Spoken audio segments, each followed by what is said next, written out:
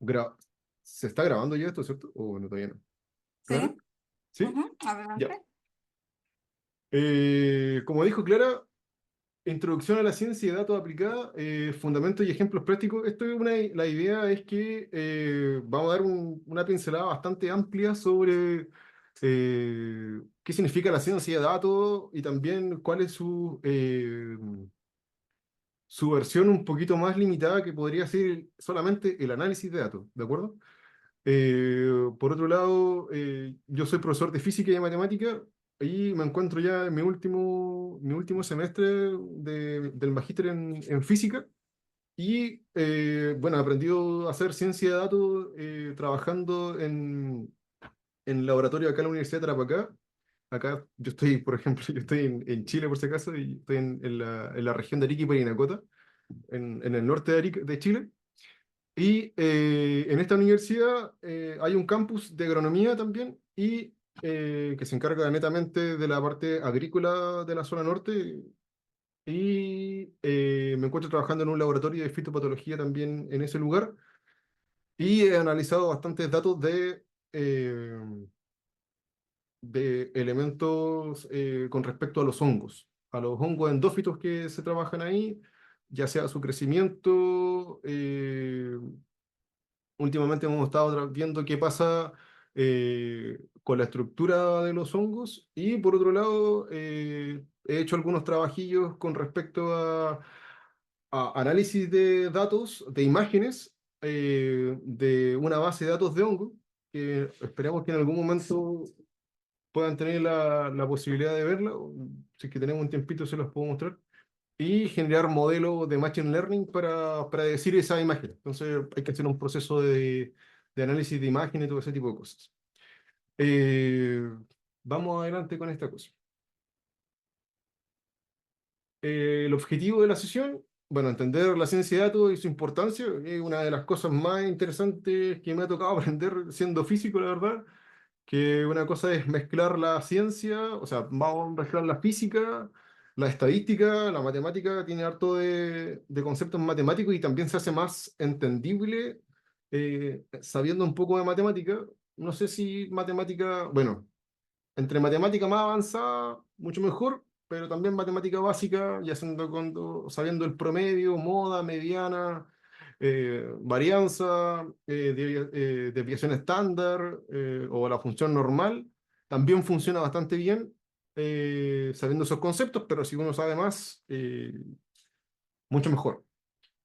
Conocer la área de aplicación, bueno, yo le estaba contando ya que en mi caso yo trabajo en un laboratorio, pero se puede trabajar de manera freelance, se puede trabajar, para ir adelantando un poco, en el marketing digital también se pueden analizar datos, en la salud, claramente. Aprender y resolver problemas prácticos.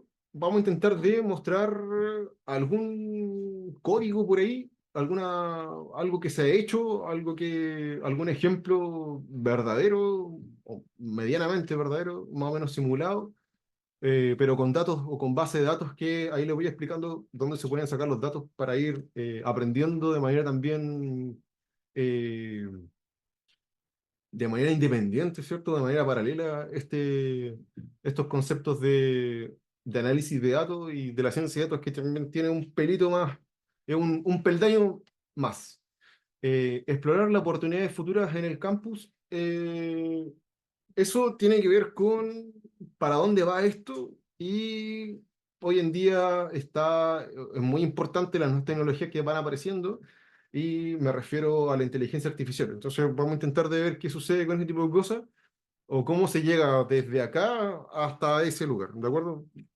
Porque también he trabajado con algunos modelos de redes neuronales, entonces les puedo explicar algunas cosas que he aprendido con respecto a eso, o para qué sirve también, todo ese tipo de cosas. Eh, la agenda de la sesión, claro, exploraremos la ciencia de datos, sus principios fundamentales, la importancia del crecimiento en el mundo actual, lo que estamos hablando, técnica de visualización de datos, eso es muy importante, cómo vamos a ver los datos, cómo se tienen que mostrar de alguna manera, y cuál es la importancia también de eso. La fuente de datos, o sea, en este caso, de dónde vamos a sacar la base de datos, eh, o también podemos generar nuestra propia base de datos, o si tenemos una empresa, se genera a partir de una base de datos y podemos analizar nuestra base de datos para tener mayor eficiencia en el caso de que tengamos, hoy en día se trabaja harto con dropshipping y con artículos de venta.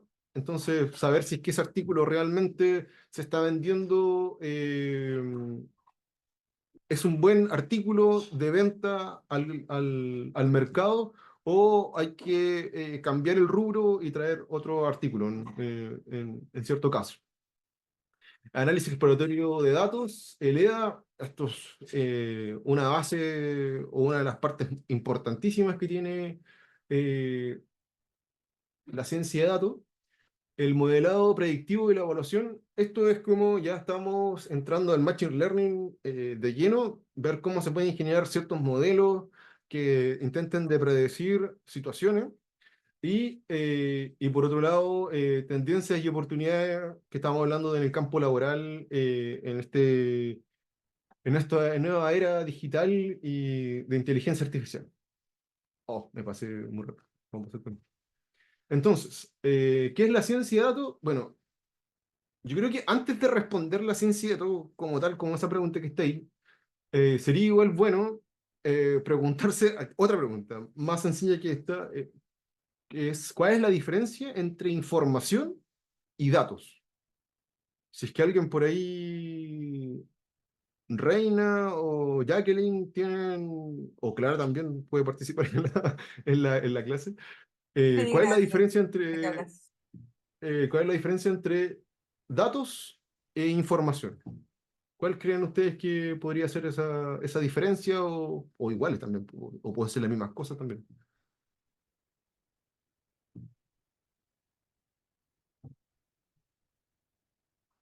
¿Alguien que responda la pregunta de Nicolás? Puede ser por el chat o también abriendo el micrófono. Jacqueline, Sí, buenas tardes.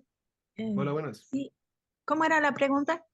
eh, Diferencias Ajá, o igualdades, ¿cierto? También puede ser, entre información y datos. ya. Entonces, la diferencia sería entre que eh, los datos se los puede tener guardados ¿Ya? en en el, en el hardware, me parece. ¿Ya? Y de ahí lo, la información viene desde el monitor hacia nosotros. Esa sería la diferencia. Ay, hablando como un nivel de... Ya, comprendo, comprendo. Ya, Ujú. vale, vale, vale. Como ese punto de vista más comunicacional o Sí, tecnológico, ya, perfecto. ajá, tecnológico. Más tecnológico, vale, vale. Ajá. Ya, gracias. Rey, Eso es. sí, sí, sí, ya, perfecto. Se entendió la idea. Reina, ¿alguna idea con respecto a eso? ¿Quiere agregar algo más? ¿Alguna idea más? No, sí. ¿Algo, alguna cosa? ¿No? Bueno, si es que no va a agregar nada, no hay ningún problema. Clara, ¿quiere agregar algo con respecto a eso? No, efectivamente, siento que en ese caso, pues primero es la ciencia para que efectivamente la procesemos y sean llevar a cabo los datos que vamos efectivamente a llevar a cabo. Ah, perfecto, ya. Claro, sumándole a todas las cosas que estaban comentando, eh, los datos, en este mundo de la ciencia de datos, siempre vamos a encontrar, ¿cierto? Tenemos la base de datos o el dataset. Y el dataset eh, puede ser que sea un archivo, por ejemplo, de Excel, ¿cierto? Han visto un archivo de Excel, un XLS. Son tablas, ¿cierto? Tenemos las típicas tablas que se veían también en el colegio, de puros números, ¿cierto? Pueden ser variables, temperaturas, días, ¿cierto? Y son números, ¿cierto? Si es que eh, esos serían, si yo veo una tabla y tiene puros números, esos serían los datos. los datos se van a transformar en información cuando esos datos tengan un contexto. Por ejemplo, lo que estábamos entendiendo es que si yo tengo números y esos números tienen grados Celsius, y por otro lado tengo números que tienen columnas referentes a días de la semana, por ejemplo, entonces yo estoy viendo cómo transcurre o hay un cambio de temperatura mediante una época del año, y también con esa temperatura y con esos días yo podría saber más o menos, no de tanto, no tan preciso, no tan determinista, cómo podría ser la próxima semana o en un mes o el próximo año en esa misma fecha. Podría tener alguna noción posible con un grado de incerteza bastante amplio, la verdad, eh, la temperatura que se podría dar en una fecha similar. Entonces, datos, puros números, información, ya viene con un contexto determinado, esos números que estaban ahí. Entonces la ciencia de datos lo que va a buscar es tomar esa información, analizarla,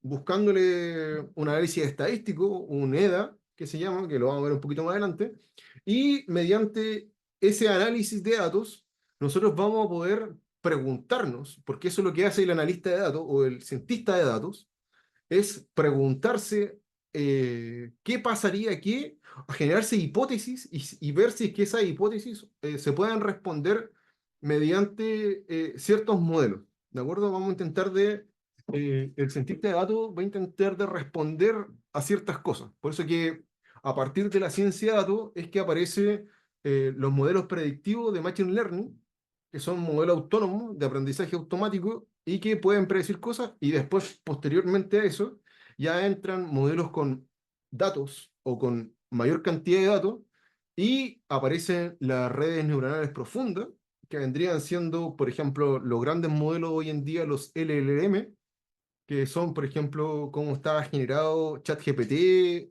Llama, Mistral, ¿cierto? Que son modelos con billones de billones de datos, o de billones de billones de parámetros, ¿de acuerdo? Entonces, eso es como menos en el tiempo, cómo va transcurriendo esta tecnología, ¿de acuerdo? Desde la estadística de 1800, 1900, 2000, hasta ciencia de datos, análisis de datos, llevando esa misma forma de análisis, pero a nivel computacional, es que van apareciendo estas otras cosas. Entonces, para ello, necesitamos datos, y para eso necesitamos la recolección de datos.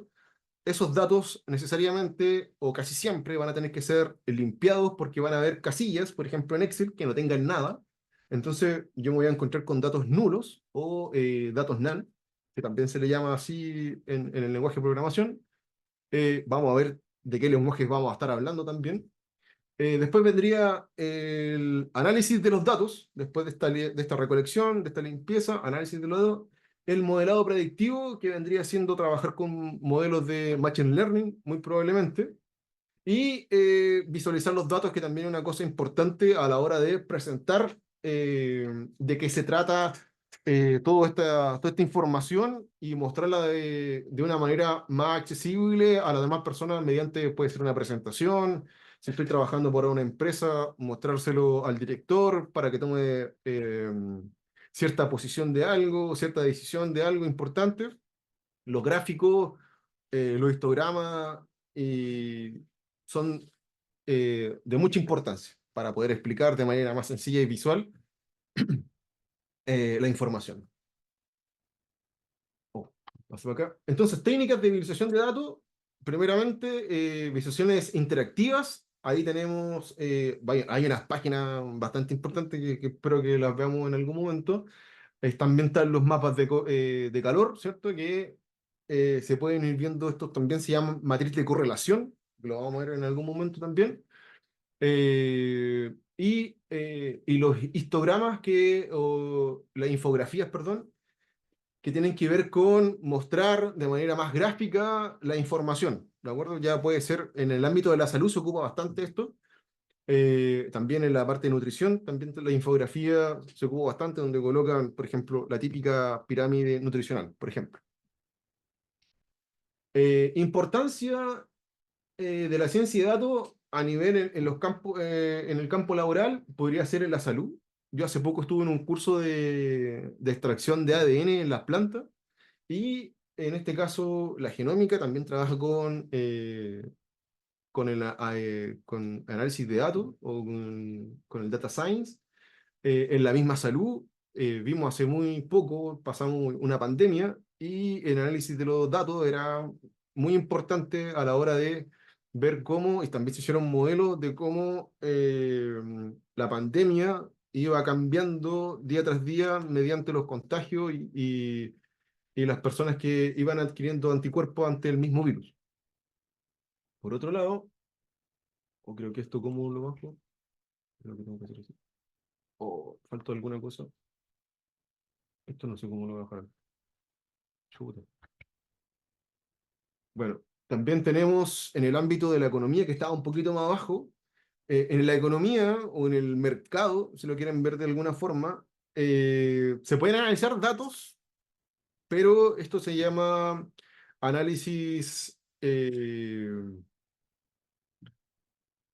un tipo de análisis de gráfico que puede entregar cierta probabilidad de éxito al momento de invertir en cierta acción, indexado, FT o materia prima, pero no necesariamente, o sea, ese análisis le va a entregar una probabilidad mayor de la que tiene al no saber ese análisis, ¿de acuerdo? Pero no va a poder predecir lo que sucede en el mercado. Así que, y también está el análisis fundamental, que es el análisis político o geopolítico del mercado, que también se pueden analizar esos datos y ver qué puede suceder mediante qué noticias. Entonces, también hay una suerte de análisis de información con respecto a las finanzas también. Un poquito más adelante, entonces, por ejemplo, acá tenemos un análisis de lo que estábamos hablando hace muy poco, de esto de, del shop driven, de que trata de cómo un producto, si es que yo estoy vendiendo algo en mi página web, por ejemplo, este producto, yo cómo sé si es que realmente está teniendo un impacto o me va a ayudar a tener una ganancia maximizada en el tiempo, o simplemente tengo que cambiar de producto en mi tienda online para poder mejorar mi economía o mis ganancias. Entonces, por ejemplo, aquí tenemos las variables que pueden ser el producto, ¿cierto? La descripción, identificando el producto, el precio,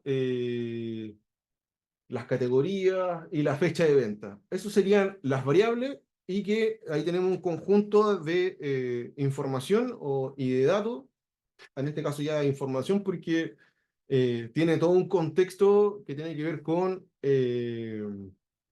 ventas, ¿cierto? Con una especie de marketing online. La base de datos. Ahí tenemos bases de datos que son gratuitas, no les voy a colocar bases de datos que son pagadas, no tiene ningún sentido. Y tenemos una de las más ocupadas, o por lo menos yo también, y que también yo la he ocupado en algunos experimentos que he hecho, que es Kaggle. Está data.gov, que es de Estados Unidos, y ODS, que vendría siendo una plataforma eh, de base de datos público, ¿de acuerdo? Así que voy a intentar de que si es que esto funciona, así funciona. En el caso de Kaggle, lo voy a tirar por acá arriba, aquí está la página, funciona así, yo creo que estoy googleado en esta cosa. Claro, esto uno entra con, vamos a salir de acá. Así se ve la página en su inicio, ¿cierto? Sin nada, o sea, aquí no habla de qué se trata, la cantidad de archivos de notebooks que hay, que son líneas de código, las bases de datos que hay, los modelos que también tiene dentro. Aquí esto es una contribución de la comunidad de Kaggle que va entregando base de datos, va generando base de datos, las va subiendo. Entonces uno se googlea con su cuenta, en este caso, y ya estamos listos. Basta con eso y uno puede ver las cosas que ha hecho, las cosas que también hay unos desafíos, hay una comunidad bastante amplia, se puede estudiar también, se puede hacer cursillo acá, así que bastante bueno. Acá está lo que le estaba hablando, de esto de la clasificación de hongos, que esta es la base de datos que trabajé, que es una cosa bastante interesante. Aquí está esta era la base de datos, si no mal recuerdo. O para atrás. Ahí está cargando, aquí están las líneas de código, que también lo subió la misma comunidad. Y hacia atrás se puede encontrar con, esto debería ser ya la base de datos que nos dice más o menos qué es lo que tiene. Ahora sigue siendo la base, claro. Acá dice. Tenemos, aquí están las imágenes, esta era una base de datos de imágenes. Entonces,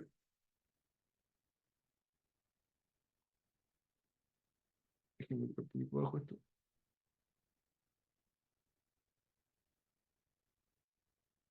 Yo no sé si puedo subir esto. Ahí está. Así se vería una imagen. Estas son las imágenes que tenía la base de datos. Estas imágenes se tienen que procesar, se tienen que hacer todo un trabajo para que puedan ser ocupadas por un modelo y que lo pueda entender de alguna forma y las pueda predecir. Así que aquí en Kaggle es un buen lugar para comenzar y buscar base de datos para ir trabajando, ya sea en algún proyecto personal que quieran tener o ver, o empezar a trabajar y analizar información con algunas cosas que se pueden ir haciendo acá. DataGov, ahí usted, yo después a Clara le entrego esta presentación, se la mando, y ustedes pueden indagar en estas dos plataformas para ahí introducir un poco de qué trata esto. Vamos a seguir un poquito más para allá. Eh, Análisis exploratorio, este es el EDA. Esto es este es una de las cosas más importantes que tiene la ciencia de datos, porque tenemos, nos va a identificar los valores atípicos, las tendencias, las relaciones o las correlaciones de las variables. Eh, Aquí es donde empieza a aparecer la estadística y empieza uno a ver cómo las cosas, o la hipótesis que yo tenía, de que si algo tiene que suceder, aquí realmente se está viendo si es que lo que yo estaba pensando como hipótesis, como científico, tiene cabida en esta base de datos que se está analizando. Entonces, punto uno, los gráficos. Herramienta visual siempre, y nos va a entregar una visualización más acabada de la información o más visual.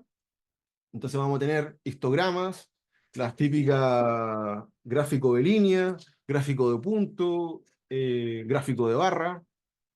También vamos a tener acá en mi país se llaman diagramas de cajón y bigote. Yo no sé cómo le llaman así, en dónde están, pero son como unas cajitas que tienen unos máximos y unos mínimos. También está metido ahí la mediana y los cuartiles. Eso es importante también para ir viendo información. Eh, Distribución normal, cómo están distribuidos los datos, ¿cierto?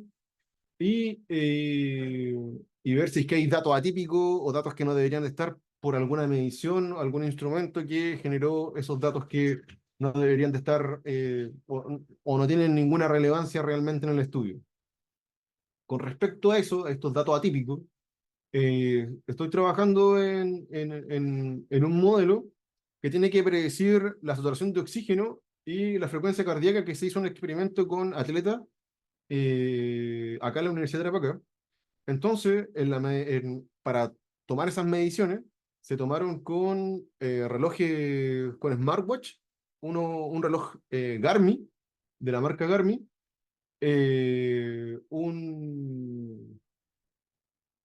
un oxímetro, que es como una cosita que se coloca acá en el dedo índice, y lo hicieron también con una banda de electrocardiograma. Entonces, esos datos, cuando se tomaron, uno puede ver en la gráfica que hay unos datos que son realmente típicos. Por ejemplo, una saturación de oxígeno menor, hay una saturación de oxígeno, por ejemplo, que daba 60, 50 o 40. Entonces, esos datos, realmente, la persona si tuviese esa saturación de oxígeno de 40, 30, qué sé yo, o inferior a 80, la persona estaría muerta. Entonces, esos serían unos datos atípicos que se están tomando y que se están guardando en una base de datos, pero que realmente es un error del instrumento lo que está generando esos datos atípicos.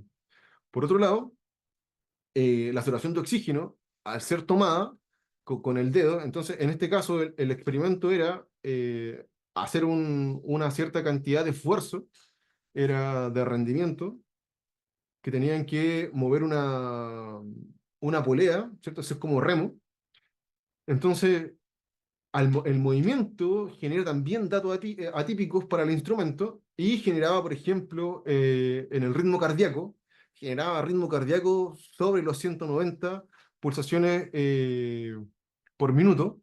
Entonces, también, si esa persona tuviese eso, también hubiese estado casi en un paro cardíaco. Entonces, no tiene sentido esos datos, pero son errores de los instrumentos que se van generando. Y para ello, como habíamos visto en las diapositivas anteriores, se genera una limpieza de esos datos mediante máscaras para ir quitando esos rangos que no tienen nada que ver con la realidad. Y así también el modelo no toma esos datos que no tienen nada que ver o que son datos erróneos o datos atípicos y tiene un mejor entrenamiento y por ende puede predecir mejor lo que se está buscando predecir. La estadística descriptiva, para pasar al otro punto, la estadística descriptiva es más, en simples palabras, es la matemática que se tiene que haber visto en bachillerato o, bueno, en el caso de acá se le llama la educación media o la secundaria también. En este caso, la media, la mediana, la moda, la deviación estándar, la varianza, ¿cierto? Esa información es crucial y que se puede sacar si antes. Me imagino que Clara, Jacqueline y Reina, en algún momento en clases de estadística tuvimos que ver o crear o nos pasaron una tabla en papel y empezamos con una calculadora en mano a sacar promedio, ver cuál es el dato que más se repetía, ordenarlo todo a mano para sacar la moda, por ejemplo, la frecuencia, los intervalos, que era una chorrada de cuestiones más raras con unas fórmulas matemáticas. Acá, en la ciencia de datos, como se está trabajando a nivel computacional, basta con una línea de código, una línea, y yo puedo obtener toda esa información en prácticamente, qué sé yo, en una línea, y aprieto Enter y ya está. Entonces, la moda, la mediana, los cuartiles se pueden sacar de manera súper rápida y la estadística descriptiva es mucho más sencillo y todas las cosas se van optimizando, el tiempo se optimiza más y al final lo que se está buscando en la ciencia de datos es la pregunta, es la hipótesis que yo me tengo que hacer como científico para ir más allá de simplemente ver datos y analizar datos, sino que tengo que ir un poquito más allá para tener esa exploración y preguntarme qué debería de pasar o qué podría pasar o cómo se relacionan estos datos que de repente para el resto de la gente no tenga ninguna relación, pero puede ser que tenga una relación sumamente importante o significativa, para tener como una palabra más estadística que se ocupe. Entonces, ¿qué más? Pasemos al otro punto. Hasta acá, ¿hay alguna pregunta? ¿Algo que no haya quedado claro de toda esta cuestión que hemos hablado Yo de la tenía una estadística? pregunta. ¿Pregunta, Jacqueline? Adelante, Jacqueline. Sí. Pregunte. ¿Qué es eso de la genoma sacar el genoma de las rosas? Exceso de sacar el genoma del arroz. Y yo en el curso que hice hace poco de extracción de genoma en las plantas, me explicaron que, por ejemplo, cómo, o sea, en este caso, el que entregó al seminario dio mucho hincapié en que, por ejemplo, el genoma es cambiante. Una de las cosas que me quedó claro, voy a intentar de responder su pregunta, ¿cómo vamos a llegar a la rosa? El genoma en sí mismo va cambiando constantemente, no es estático, van cambiando ciertas cosas y, por otro lado, eh, una de las cosas que genera el genoma son proteínas. Entonces, esas proteínas después se transforman en macroorganismos que generan cierta información para el organismo y cierta funcionalidad. Eso es como, yo tengo letras que viene siendo guanina, citosina, timina, ¿cierto? Y falta otra más que no me acuerdo cuál más.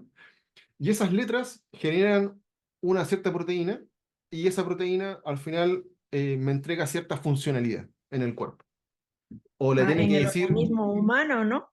humano como planta y después como, vamos a llamar solamente seres vivos, pero también, también están los virus. Y los virus es otro Ay, ay, mundo, es otro universo, porque los universos de los virus no se consideran a nivel de la biología, no se consideran ay, ya. ni seres vivos ni inertes. Están como ahí, como en el limbo. Entonces, ¿por qué? Ahora, el porqué de los virus es que los virus tienen, hay virus que tienen una sola parte de ADN, o también hay otra cosa que se llama el ARN, que el ARN transforma el ADN, o sea, puede cambiar piezas. ¿Se acuerdan cuando estábamos en la pandemia y hablaban de la vacuna Pfizer? Y la Pfizer tenía una particularidad que era muy distinta a las otras vacunas, que era una vacuna que tenía ARN y lo que hacía era cambiar cierta parte de nuestro ADN para generar los anticuerpos hacia el virus, al COVID.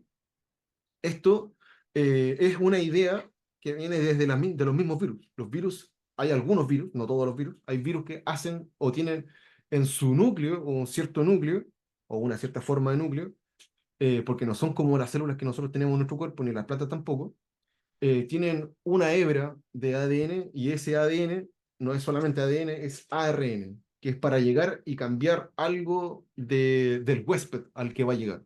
¿De acuerdo? Entonces, Ok. créame que es todo un mundo la cosa del ADN, bastante interesante, y también se necesita mucho análisis de datos con respecto a eso, porque como son muchas palabras, y hace muy poquito apareció un modelo generativo, ¿cierto? Como tenemos hoy en día ChatGPT, que uno le escribe algo y nos manda un mensaje de vuelta y puede desarrollar un lenguaje. También se generó ya, ahí salió en el artículo de Nature, en la revista, un modelo de inteligencia artificial que genera proteínas, o sea, que entiende el ADN de alguna forma y es capaz de generar proteínas para ir analizando ciertos comportamientos de proteínas que nosotros estemos buscando generar. ¿De acuerdo? Eso es como las cosas que están apareciendo hace muy poquito. Estamos hablando de esta semana, el lunes creo que apareció en la revista Nature esa noticia, hace muy poquito. Muchas gracias. Ya. Entonces, pasamos acá. Entonces, después de que tenemos, ¿cierto? Tenemos la visualización, la parte de estadística descriptiva, podemos generar, ya tenemos todo eso resuelto. Ojo, se ven dos pasos, pero no necesariamente es tan cortito cuando tenemos una base de datos grande o cuando estamos buscando algo importante. Vienen los modelos predictivos. Entonces, en los modelos predictivos, tenemos que, como dice en el punto uno, la preparación de datos, dividir los datos, o sea, primero es cierto que tenemos la recopilación de datos, tenemos la limpieza de los datos para quitar los datos nulos, o estos datos que se llaman NaN en el lenguaje Python, que lo vamos a ver un poquito más adelante. ¿Qué lenguaje sirve para esto? Y acá se tiene que, como habíamos visto recién en la base de datos de las imágenes de los hongos, en Kaggle, había una carpeta que se llama test y otra que decía, no me acuerdo si decía prueba en la otra carpeta, pero siempre hay que dividir nuestra base de datos en el testeo y en la predicción, ¿de acuerdo?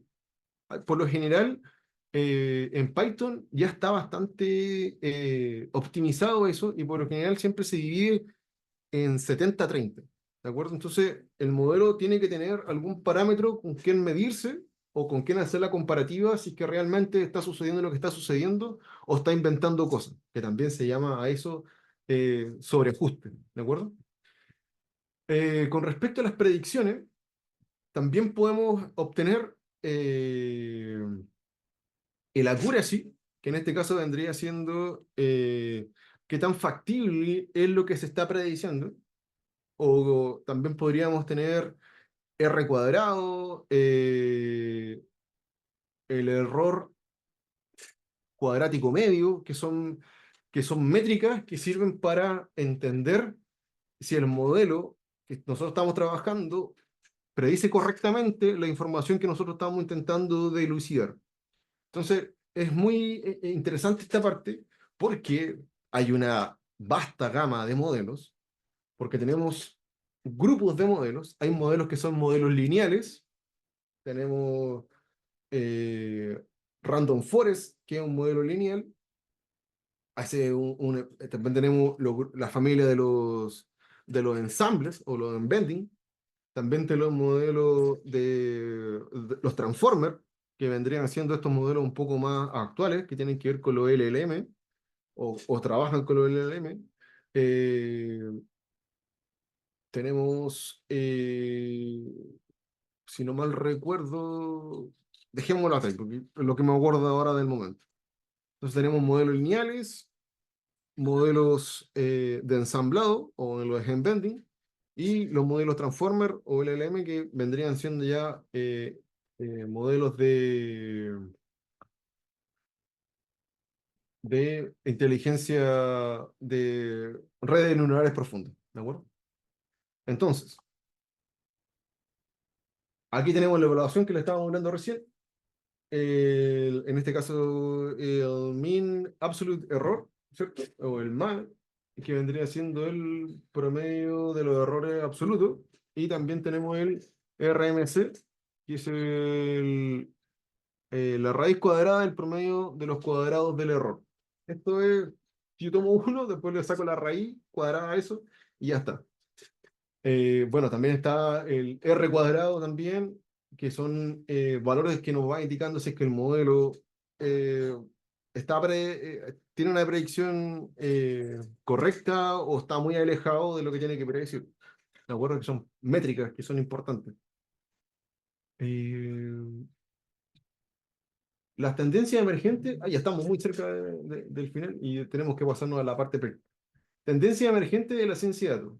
El Big Data, en este caso, serían grandes datos de información, por ejemplo, analizar los datos de una empresa.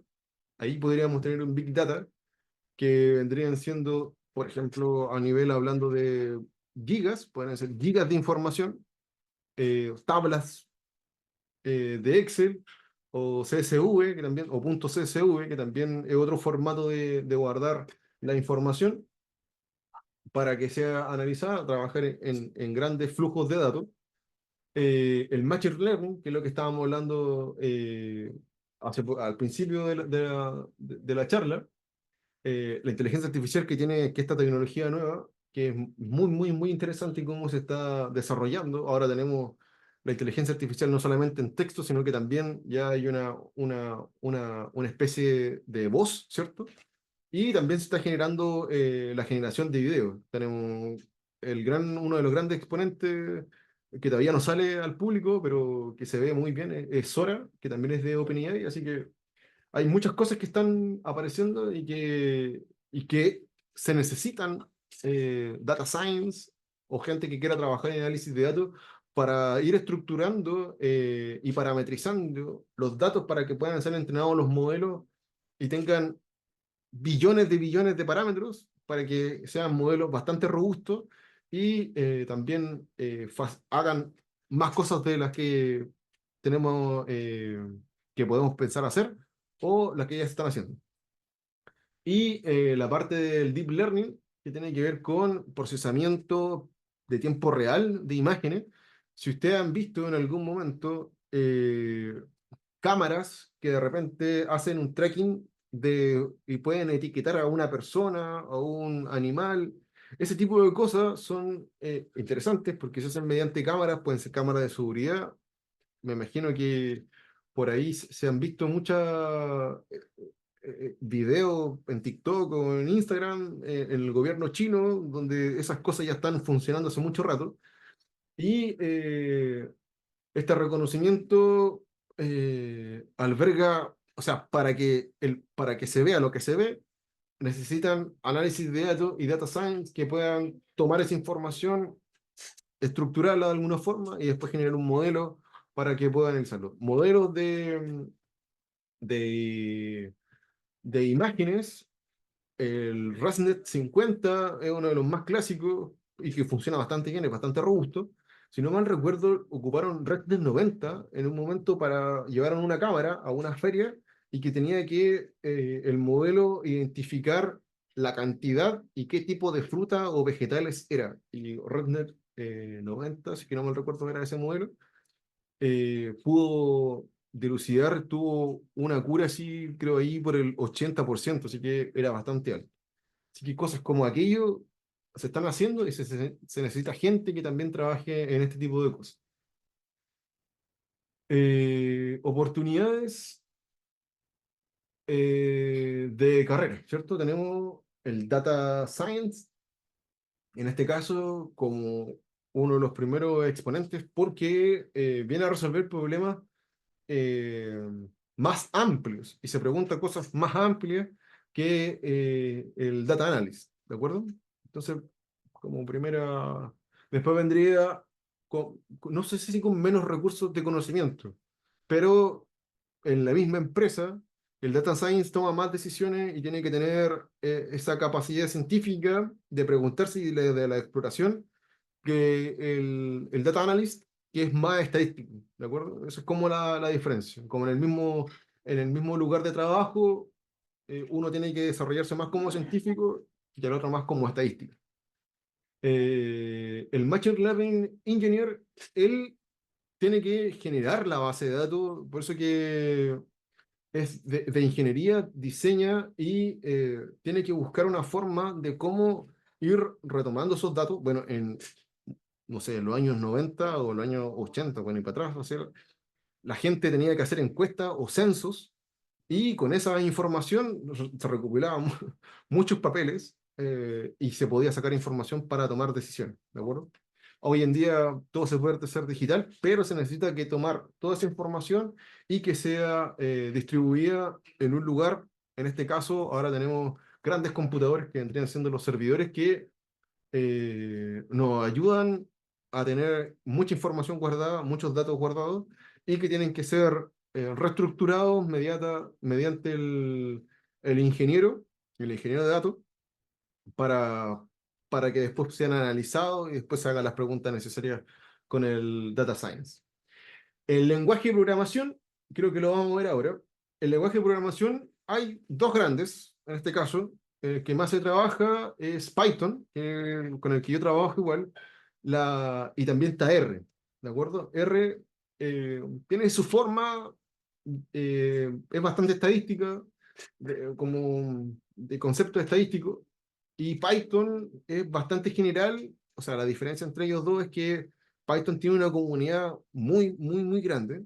Tiene librerías que hacen muchas cosas, porque la comunidad como es grande, entonces si que van saliendo problemas, la comunidad se va encargando de hacer librerías o pequeños programitas que ayudan al programador a trabajar de manera más eficiente y, y resolver problemas, ¿de acuerdo?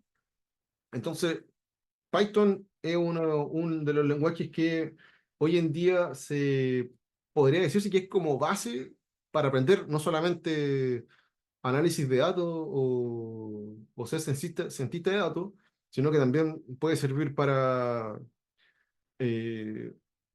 generar un software, juegos de video también se pueden hacer con Python, páginas web también se pueden hacer con Python, o es la base para trabajar con Django para hacer páginas web. Entonces, es una suerte de lenguaje hoy en día que está dentro de, o posicionado a nivel mundial como uno de los importantes. ¿De acuerdo? Antes habían C, C++, en los años 90, 2000. Hoy en día Python lleva, está uno de los más importantes en el ranking. El manejo de base de datos tenemos SQL, que vendría siendo, hay unas plataformas que se llaman MySQL, que son programas donde yo puedo ir haciéndole preguntas. Tiene su lenguaje también, no es el mismo lenguaje que Python, tiene su lenguaje, pero se le van haciendo preguntas a la base de datos y se pueden ir ingresando datos, cómo ir reestructurando. Esto por lo general lo hace bastante bien el ingeniero de datos, el que tiene que trabajando mayormente en este tipo de cosas, pero el cientista de datos, la idea es que sepa de todo, ¿cierto? Y otros tipos de formato donde se pueden encontrar bases de datos es los archivos o los formatos CSV, que también se pueden exportar. Si usted tiene una tabla en Excel, lo puedo exportar en CSV y en XLSX, que vendrían siendo el formato de los archivos Excel, o si tú trabajas en software de software libre, ¿cierto? Gratuito, en OpenOffice o LibreOffice, también se pueden exportar en ese tipo de formatos, que son sencillamente son tablas donde hay un numerito y están estructuradas. Bueno, también se puede trabajar con, ¿cierto? Con la base de datos que habíamos visto con imágenes, ¿cierto? Herramientas para visualizar todo lo que estamos hablando. Se puede, hay, hay varias, la verdad, hay bastantes, pero una de las cosas que yo he podido trabajar, que son de manera local como de manera en la nube, es con Google Colab. Google Colab, la empresa Google, eh, nos entrega a la comunidad, ¿cierto?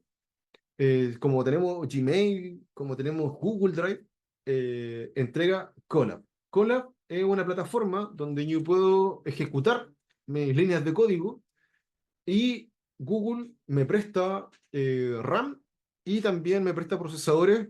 eh, Creo que hay unos procesadores Tesla, es uno de los que se puede trabajar de manera gratuita. Uno después si paga una suscripción de Colab Pro, tiene otro procesamiento más rápido, ¿cierto? Y puedo ejecutar más líneas de código y todo anda un poco más rápido. Pero con la versión gratuita de Colab, eh, común y corriente, puedo ejecutar mi código, yo es lo que voy a mostrar un ratito más, y puedo ejecutar mi código y puedo ir viendo y puedo ir haciendo mi análisis de manera sencilla. Si usted quiere hacer exactamente lo mismo, pero en su computador, que no sea en la nube, y que esté yo trabajando en mi computador de manera local, una de las plataformas que se ocupa bastante en programación es Visual Studio Code.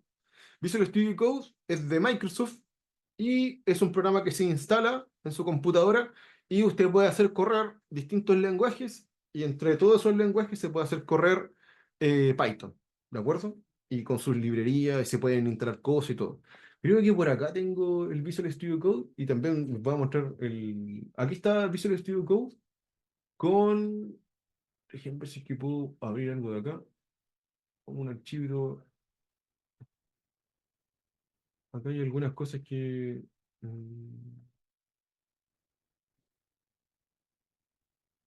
de acá, ah, por ejemplo, esta cosa. Acá tenemos como... así se ve, bueno, yo lo tengo en modo oscuro, pero así se vería un código de Python haciendo algunas cosas, ¿de acuerdo? Con su gráfica se puede hacer un plot con respecto a algunas cosas para que ir viendo. Este es Visual Studio Code. Este es de manera local, entonces yo lo hago correr de manera local en mi computadora un código. Pero vamos a ver en un momento que también se puede trabajar con, en la nube en Colab, de la plataforma Google. Eh, Tableau también es una plataforma de página web, ¿cierto? De manera online. Es bastante interactiva, tiene unos gráficos súper bonitos, con animaciones bastante llamativas. Se puede, cuando usted tenga que presentar en alguna empresa, puede ocupar Tableau. Habría que hacer algún tutorial previo para saber cómo pasar sus datos a Tableau, pero es una plataforma bastante interesante a la hora de presentar la información y el análisis que se hizo para donde esté trabajando, ¿de acuerdo? Entonces, aquí está, el ejemplo en Colab. Vamos a ver qué sucede. Creo que se le puede dar un clic a esto. Aquí. Acá tenemos un ejemplo real, o análisis de datos en Python. ¿Cierto? Aquí le escribí todas las cosillas. Las cosas que se van, aquí estamos en Colab y claramente, para hacer todo lo que estábamos hablando previamente, yo no sé si esto se ve bien o se ve muy pequeño, la verdad. No, no lo sé. Voy a ver si que lo puedo agrandar un poquito. Entonces, para hacer todas las cosas que estuvimos hablando al principio de la presentación, que es habilitar los datos, la recopilación de los datos que sean presentados, hacer una descripción de los datos, eh, hacer una limpieza de datos, ¿cierto? Y posteriormente graficar los datos y, por otro lado, intentar hacer un modelamiento de los datos o tomarlos para un modelo. Necesitamos trabajar con algunas librerías que tiene Python. Si se fijan, la gran mayoría de las librerías terminan con el pi por Python. Entonces, NumPy es para manipular la cantidad de datos. Es una librería que hay que instalarla, basta con una línea, lo van a ver un poquito más abajo. Pandas también es otra librería bastante interesante y para trabajar con la manipulación de los datos. Matplotlib y Cyber sirven para mostrar los datos, para poder graficar los datos sencillamente. Y Scikit-learn es para generar los modelos, ¿de acuerdo? Scikit-learn tiene una librería, una cantidad de modelos distintos, entonces yo puedo tomar de ahí algunos y hacerlos correr y entrenarlos con mis datos para predecir algunas cosas. Entonces, veamos qué nos entrega esta cosa. Análisis exploratorio de los datos, la limpieza y la depuración y la construcción del modelo predictivo. Eso es lo que vamos a intentar de ir mostrando en cada línea. Entonces, como habíamos dicho, para eh, analizar esto, instalar pandas. Entonces, lo único que tengo que hacer yo, tengo que importarlo. Google tiene acceso a todas estas librerías. Entonces, lo que tengo que hacer es solamente llamarlo, lo importo. Aquí, si se fijan, en el lado derecho arriba se está conectando muy probablemente, ahí nos va a decir a qué se conectó. Ahí está, se conectó a Google mediante una RAM y nos entregaron, en un servidor nos entregó un extracto de disco duro. Entonces ya está corriendo, ya se importó la librería Pandas, solamente con un clic, siempre para traer librerías nuevas, import y la librería que queremos trabajar. Después tenemos, bueno, en el caso de que no se haya importado, la forma de instalar en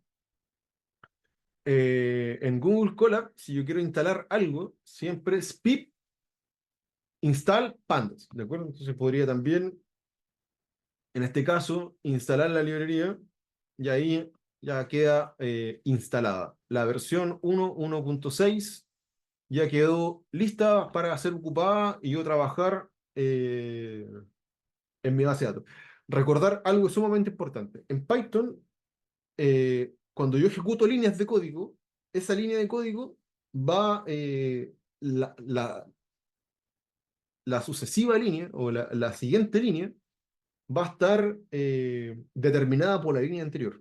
Esto quiere decir que si yo ejecute Panda, yo ya puedo ocupar Panda en la línea de más abajo. Si yo tengo un código y quiero ocupar Pandas y no lo importé, no la voy a poder ocupar y me va a decir que tengo un error. ¿De acuerdo?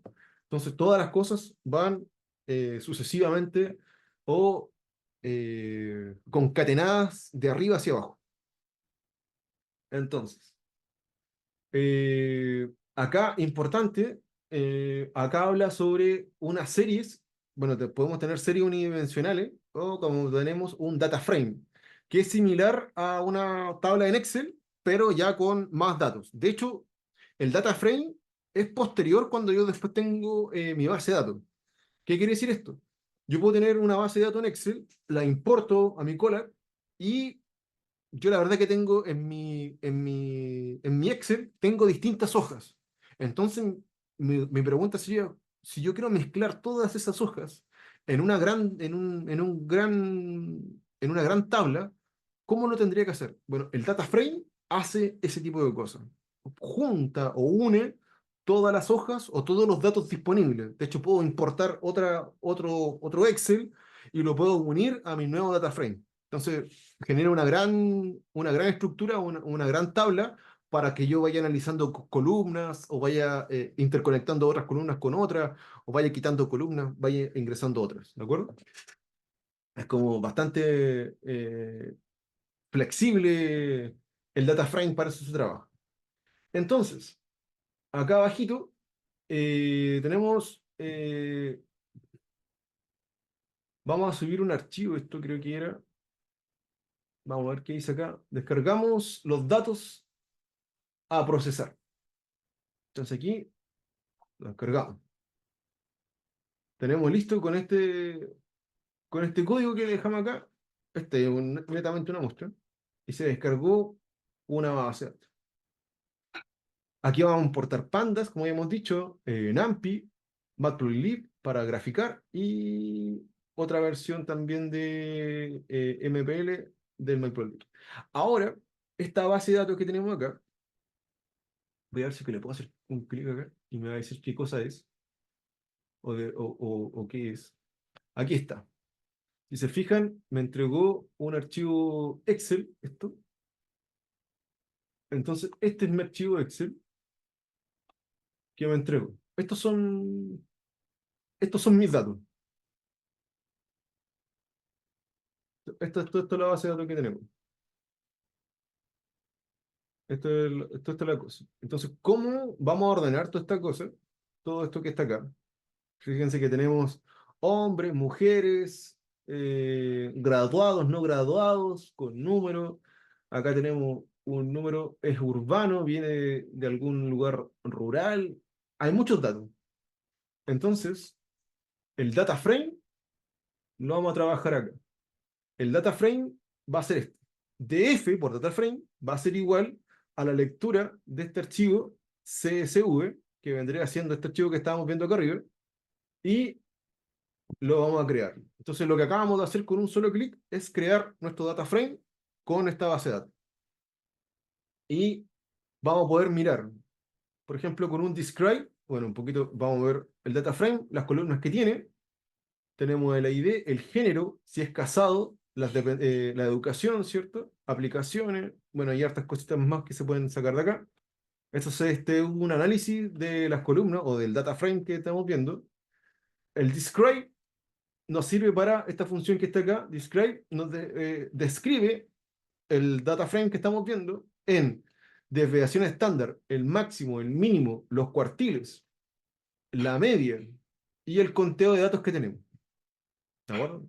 Hace en una sola línea, hace lo que nos podíamos haber demorado en los años 90 mucho rato, por lo menos unas 2 horas. Le hacemos un de types y nos entrega qué tipo de columnas son estas. Objetos, int64, float, son números o son objetos o son palabras. Entonces, ya con eso sabemos más o menos qué tiene adentro nuestra base de datos.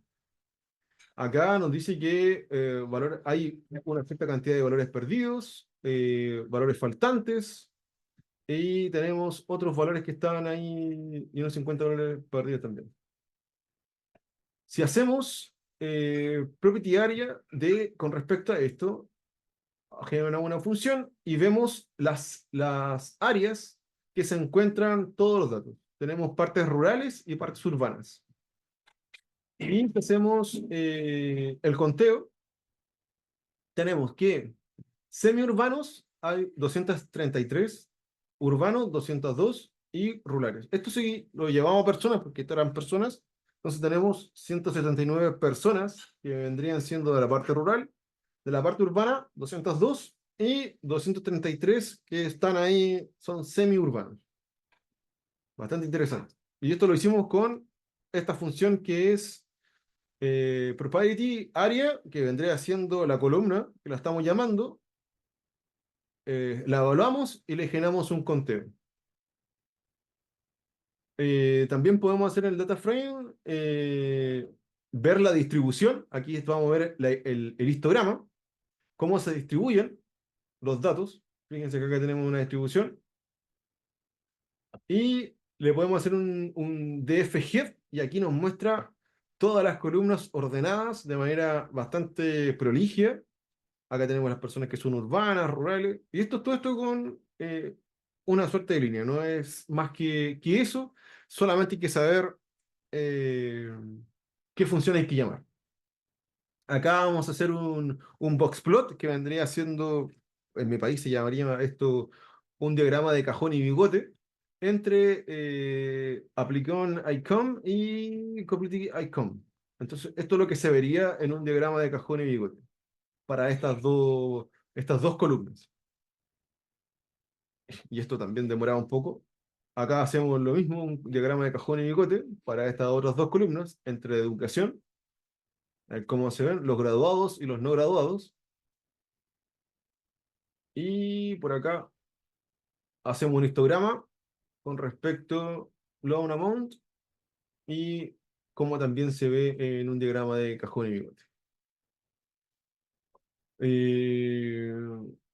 Creo que estamos más o menos en el tiempo, ¿cierto? Aquí tenemos otras Cierto, funciones. Nicolás, así es, efectivamente. Así efectivamente, ¿cierto? Y Ujú. entonces dejamos hasta acá. Aquí vendría parte del modelo, pero después yo se lo entrego esto a Clara para que se lo entregue como material y ustedes lo pueden ir observando, le pueden ir dando clic a esto y va a ir entregando algunas cosas y abajo está la descripción de qué significa cada línea de código. Por ende, para que ustedes lo puedan analizar, Ya que tienes lo... alguna pregunta, Claro, preguntas. Reina, ¿alguna pregunta para Nicolás? ¿Alguna observación?